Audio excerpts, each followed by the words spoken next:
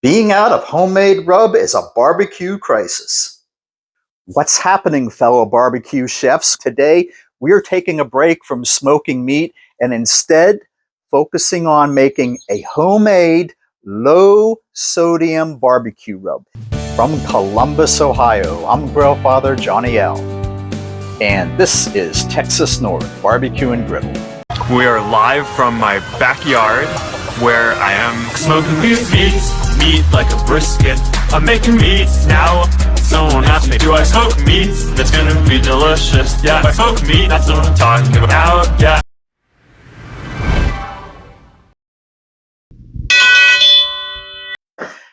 All right, friends, so we're in the kitchen now getting ready to make the homemade low-sodium barbecue rub. Now, why homemade?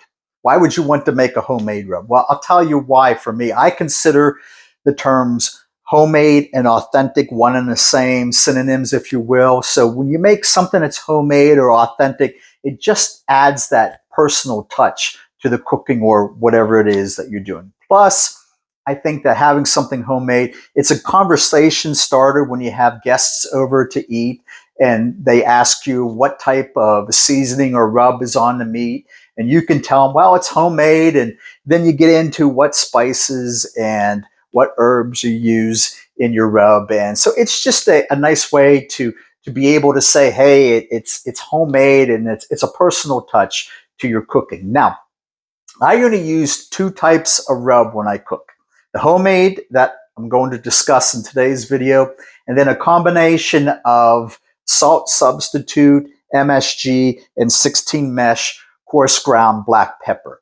And that combination I used when I'm making beef. But as far as the homemade today, I know a lot of people have dozens and dozens of containers of commercial rubs, store-bought rub in their arsenal. And that's fine. That's great. You know, they say variety is the spice of life, pun intended in this particular case. But I just like to keep it simple and just have a go-to rub for the beef and then a go-to rub for everything else. So I want to take a moment right now and just say a word about salt. And I rarely use salt. I may use it when I'm cooking steak, or I'll use it in the combination that I'm making to put on the skin of poultry, to put on chicken or turkey. But I just wanted to say that we as humans only need 500 milligrams of sodium in our diets to have a healthy diet, 500 milligrams per day. But the average American on a daily basis consumes 3,400 milligrams of sodium. That's almost 7 times as much the minimum amount that we need in our diet, the 500 milligrams. So, I don't want to have health problems down the road, and I'm not on a salt or sodium restricted diet, and I plan to keep it that way. So that's why I go the low sodium route when I'm making my homemade barbecue rub. Now, I just want to show you here for a moment a comparison, a side-by-side comparison between kosher salt and the combination that I use, the salt substitute, which is the no salt that I'm using here, and then the MSG and the Accent. And as you can see in the salt, there's 480 milligrams per quarter teaspoon of sodium, as compared to the salt substitute, the no salt, which has 0 milligrams, and then the Accent or the MSG, that has 60 milligrams per an eighth of a teaspoon. So if we want to do an apples to apples comparison, if we want to have the same amount, a quarter teaspoon of each, we see that the salt has 480 milligrams per quarter teaspoon of sodium, and then the combination of the salt substitute and Accent has 120 milligrams for that same amount, that quarter teaspoon. So the salt has 4 times as much in terms of sodium than what we're using in today's recipe. Now, I understand what salt does in the smoking and barbecue process. I get it that it helps enhance flavor and tenderness as well, and retaining and holding moisture. But I found that the combination, the recipe that I use, that we're going to look at here today, gives me the same results in terms of taste and tenderness and texture. So, and it gives me a little bit more of a healthy benefit than using the salt. Now, that's not to say that you can't use salt in this recipe that I'm showing you today. That's perfectly fine. But I just choose to go and not use the salt in this particular recipe. So I'm going to get off of my salt soapbox right now, and let's get into what all the ingredients are in this homemade low sodium barbecue rub. So here are the ingredients that we're going to use in our homemade rub. We'll start over here with 1 cup of the light brown sugar, 3/4 of a cup of 16 mesh coarse ground black pepper, and then a 1/2 cup each of garlic powder, smoked paprika, and onion powder. And I'll have all these ingredients and their quantities in the description below. Moving on, 1/4 cup of salt substitute. I use the no salt brand. And then 1 teaspoon of MSG or Accent, and 2 teaspoons of ground celery seed. I want you to notice here that among all these ingredients, you don't see or find any additives or preservatives.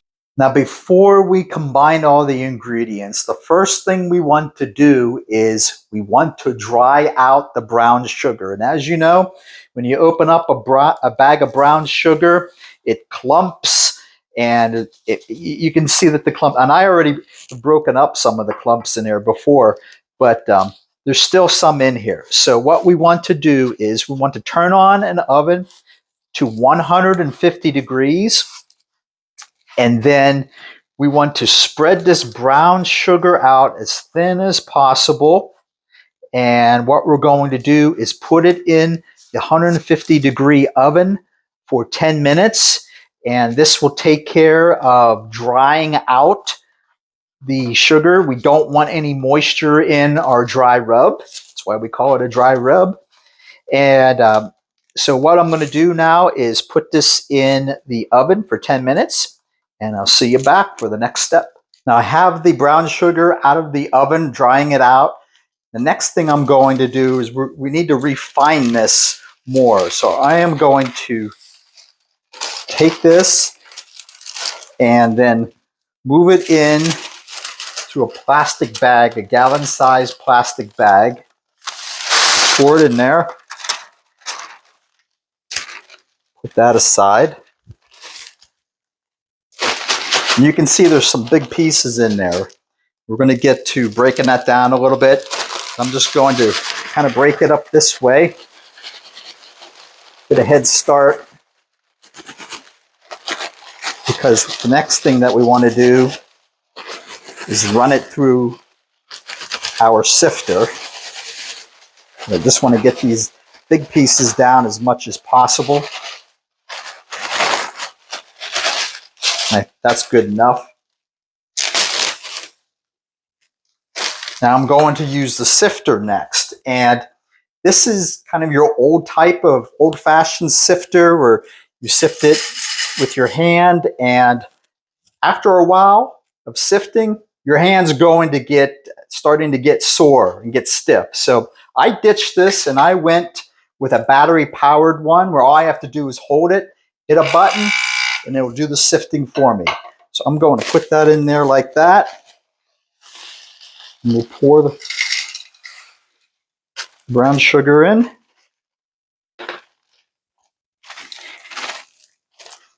And then as it's sifting, whether you use the old-fashioned sifter or this newer kind, as it's sifting, the sugar tends to want to jump out.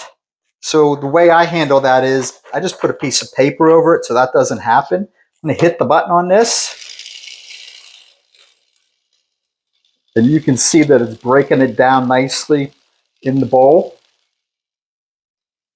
And then we will continue on. I won't bore you with the whole process here of getting this through the sifter. We'll come back in a moment and I'll show you what's left in the sifter and how we handle that. Now, as you can see, we still have some rather large pieces of the sugar still in there.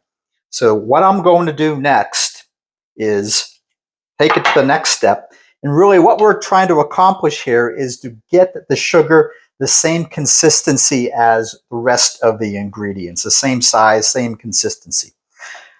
And what I'm going to do with these bigger pieces, I'm going to move into putting them into a mortar and pestle.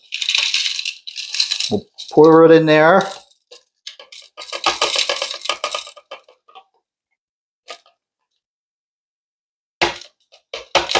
Get all that out. Okay. And now we'll just break it down little by little here with the mortar and pestle, one of my favorite kitchen tools. And just go in a circular motion and grind all those big pieces down. Flip this over and kind of dig down to the bottom there. Some of those pieces that may have stuck to the bottom, you can see them there. Careful with that, doesn't spill out on you.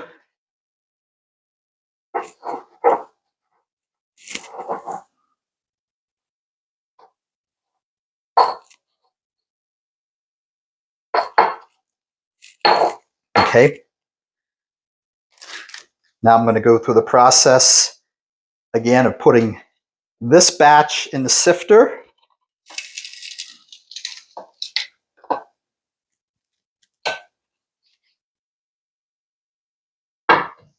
And we'll take a moment and run this through so that we get nice consistency for the whole batch. So I have the brown sugar all run through. Next step now is just to add our other ingredients. So we'll go ahead and do that. We'll take our pepper, add that in, our garlic powder, onion powder, smoked paprika. Sure we get all of it.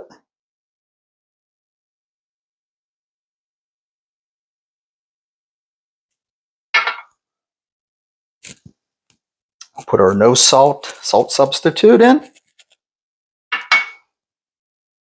our MSG, and finally our ground celery seed.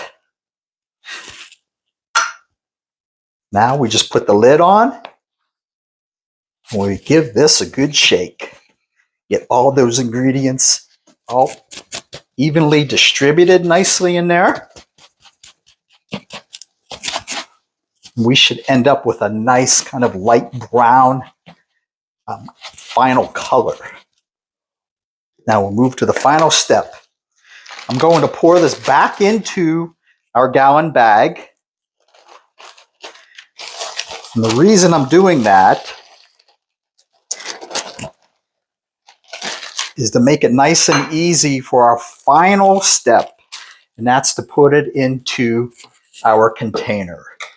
And I use a funnel to put the rub in there. If you don't have a funnel, you can take a piece of paper and kind of do a makeshift funnel by kind of curving it and then put it in there like this. And then you can run your ingredients through that way. But I like the funnel. I put it in the bag here just for ease of putting it in there, because that round bowl would be problematic as it ran out of the bowl. So we'll let this sift through. I can control it better with the bag.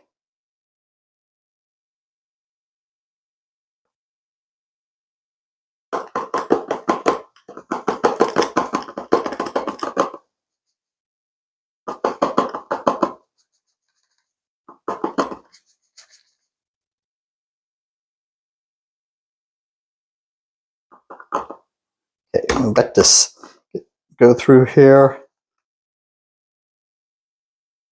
Then tap this down and make more room so we can get this final pieces in there.